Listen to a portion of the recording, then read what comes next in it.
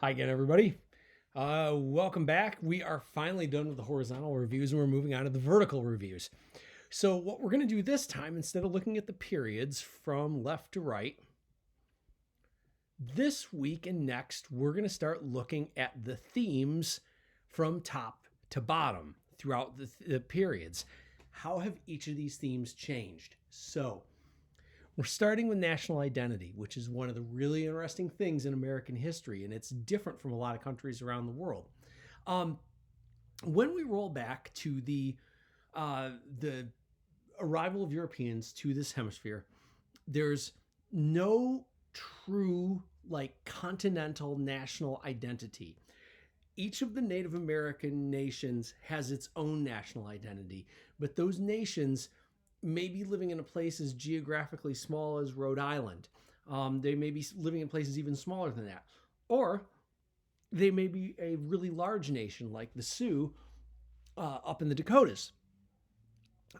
However, when you get to it, there's no cohesion among those groups when we look back to the late 1400s, early 1500s, moving up to the time of Jamestown.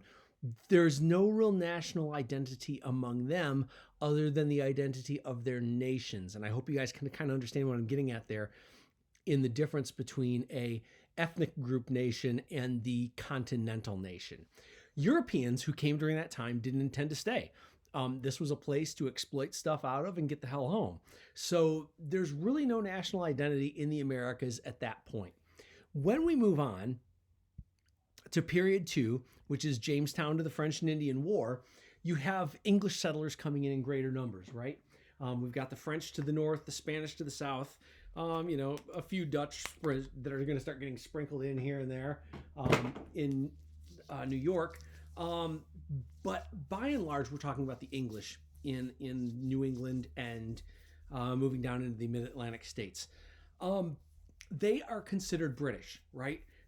Most of them are first generation British migrants who have come over here for a little bit. They will go back. The ones who stay still see themselves as British subjects, subject to the crown. Their identity is based on their colony and their class. So a Massachusetts Bay Colony person sees themselves as radically different from somebody from the Virginia Company. They see themselves radically different from somebody from Georgia. They see themselves as very different from somebody from New York or Penn's Woods. Okay, they see themselves based on their colony and their social class. That changes, right? And it changes because of that endpoint, the French and Indian War. Remember, we said the French and Indian War really calls into question, are we British subjects or not? Are we something else? And obviously, a lot of people answer the question, we are something else. We are Americans. So when we look at the development of American national identity, this is happening directly in period 3, and it's happening because of the French and Indian War. Now, who is part of this nation? Who is part of the American nation when we get to the Revolutionary era and the Constitutional era? Well, white landowning males, despite the things that we heard in the Declaration of Independence. So we finally have an American identity, but it's a very limited identity by gender, by race, by wealth. That begins to change in that period from 1800 to 1848. And remember, this starts with the election of 1800, first peaceful transfer of power, ends in 1848 around the Mexican War. This period has a growing American identity. People definitely see themselves as Americans now, but it's starting to split between North and South, and to some degree, the West. When we're talking about the Northwest, Ohio, Indiana, Michigan, Wisconsin, Minnesota, Illinois, Indiana, there is kind of a Western identity that's maybe distinct from the Northeast identity by this time, by the end of this period. Who is not included? Well, Native Americans. And as we said in the period 4 horizontal review, lots of Native American nations are cooperating. They are signing treaties. They're moving. But they are still not getting rights as American citizens. They are still not part of the American identity. By the time we get to period 5, the sectional conflict between North and South has really taken off, right? And that's going to lead to the Civil War, which is the defining event of period 5. The victory by the North really, you could argue, for the first time since the French and Indian War, creates an American identity instead of multiple American identities. As we've harped on before, the United States rather than these United States. And for the first time in a long time, we see a broadening of who gets to be part of this identity. And black men with the 15th Amendment get the right to vote. All African American people get citizenship with the 14th Amendment. And we're finally seeing a broadening of who is an American.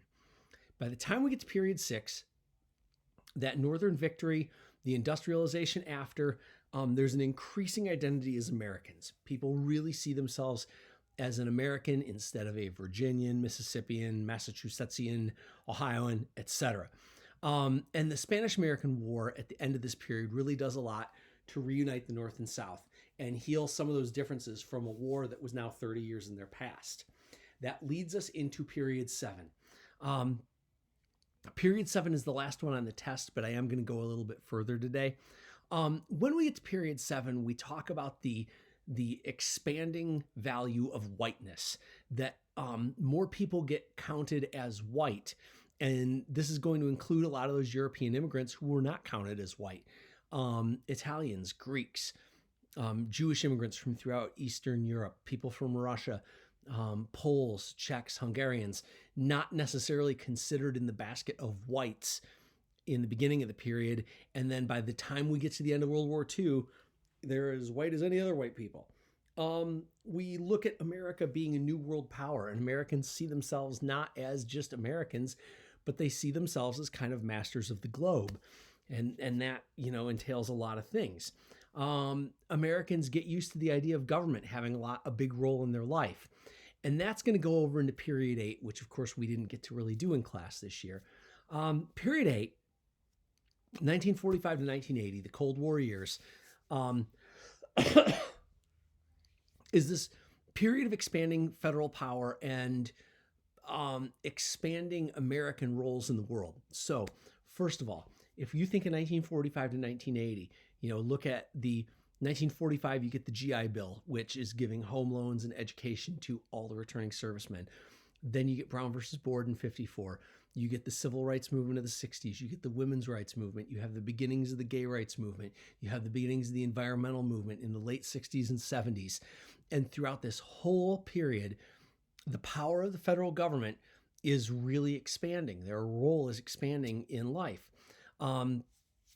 Through programs like Social Security, Medicare, Medicaid. We're going to move into the first environmental laws that are really going to be the first time the federal government starts touching the lives of everyday people.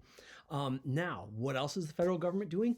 They're expanding who gets to be an American, because really Brown versus Board, Civil Rights Act, Voting Rights Act, those are finally formalizing after 100 years the fact that black people are indeed Americans. And the same thing is happening with other ethnic groups and with women. Women only got the right to vote in period 7 with the 19th Amendment, and kind of get brought into full Americanness. And now in this period from 45 to 80, you're going to see women running for office more at the city, state, local, national level, and becoming a part of political life, becoming part of the American identity to a degree they hadn't been before. You're going to see the beginnings of jingoism in the United States. This idea of USA, USA, USA that doesn't exist before the Cold War. You don't really see that. Once in a while you see it with something like the DeLome letter raising tensions in 1898. You see it with the Zimmerman telegram in 1917. You see it with the attack on Pearl Harbor. But even then, it's different from today, where we've got the guys that, people joke about being the America guys. You didn't have that before the Cold War. The Cold War really engendered and sort of made necessary that USA culture because of the existence of the Soviet Union. And then the final period, period 9, is when we see some of those things from period 8 start to get rolled back. We see increasing conservatism in government. In 1980, President Reagan is elected. You have kind of the conservative revolution throughout the 1980s that culminates in the take back of the House in 1994. And conservatism in government, reducing the size of the federal government, starts eating into those expansions of the federal government's role that we had seen throughout period 7 and period 8. We start seeing Social Security come under threat, Medicare and Medicaid come under threat. You see welfare basically get eliminated by the mid 1990s. And you start seeing clean air laws and environmental laws. They start getting rolled back in this period from 1980 to the present, because it was felt by some people in America that period 7 and period 8 really were an overreach by the federal government, and they want to get things back to the way they were in period 6, maybe even period 5. We also see the continuation of the U.S. as the world's leading superpower. So we have kind of this paradox of shrinking the role of government at home, but increasing it overseas, as we saw with the first Gulf War in the 1990s, the Panama Intervention in 1989, the Afghan and Iraq wars of 2001, 2002, 2003 to the present, and in all of the other places where America kind of asserts its role as the sole remaining superpower after communism collapses in 1991. So this is the end of our first vertical. Thanks a lot for sticking with me, and I'll talk to you later. Bye.